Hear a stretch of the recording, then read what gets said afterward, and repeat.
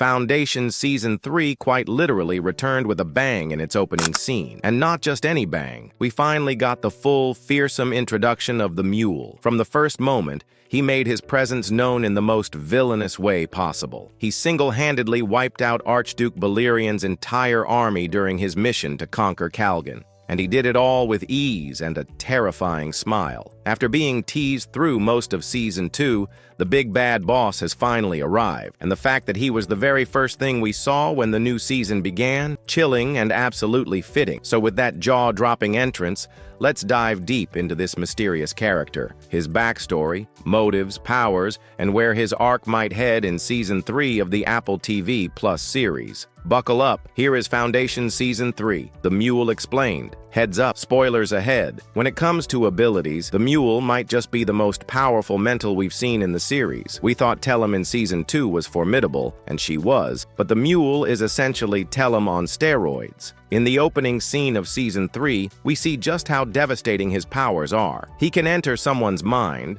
override their will, and compel them to carry out his commands, no matter how horrifying or deadly. His influence leaves victims paralyzed from within, forcing them to commit acts even they don't want to. Case in point, the Archduke himself. Under the Mule's control, his own army turned on each other, and in a haunting moment, the Archduke bit off his own finger before taking his own life. His eyes alone told the story of someone resisting mentally but completely helpless. But that's not all. Like Tellum, the Mule can enter the mental space of others, navigating their minds like physical environments. We saw this technique before when Tellum entered Gal's mind and recreated her home planet, Synax. The Mule can do the same, using emotional triggers and memories to manipulate his victims even further.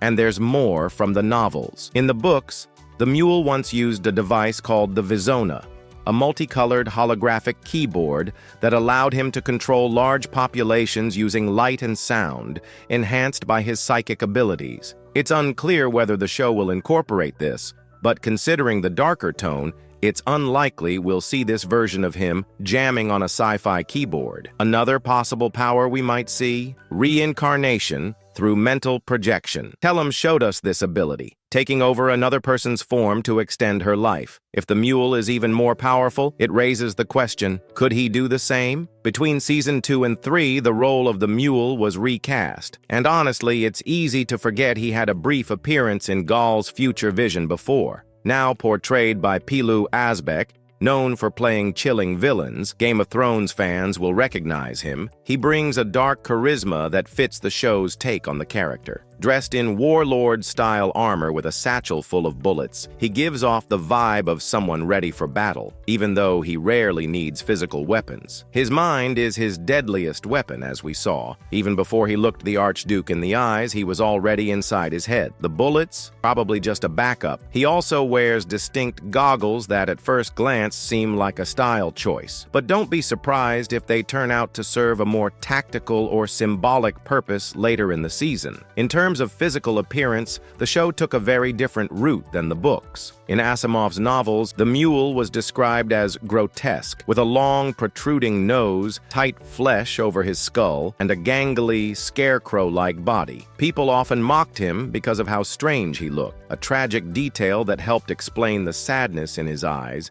and his hatred for the galaxy that rejected him. The show, however, leans more into making the Mule charming, cunning, and charismatic, enhancing the believability of his manipulative powers. While the creepy scarecrow version would have been interesting visually, this approach works, especially given the tone of the series. Personally, I did like the darker edge of the original casting, but I'm excited to see what Mule Asbeck brings to the role. The Mule has one main goal: total galactic domination. He wants complete control. No foundation, no opposition, no Harry Seldon or Gall Dornick standing in his way. His hatred for the Second Foundation is intense and personal. He knows it's the one force capable of matching or even stopping him. That's why in Gall's Season 2 vision, the one where Salvor Hardin dies, he was seeking out and destroying the Second Foundation. In the show's canon, the Mule is a former criminal from his homeworld, where he was feared and punished for using his mental powers to manipulate others. He escaped, turned rogue, and began conquering the galaxy out of vengeance. His first major move? Taking over a pirate asteroid base when he was just 25. Like many iconic villains, the Mule's reign doesn't last forever. While he succeeds in forming the Union of Worlds, a third of the known galaxy under his rule, including Trantor,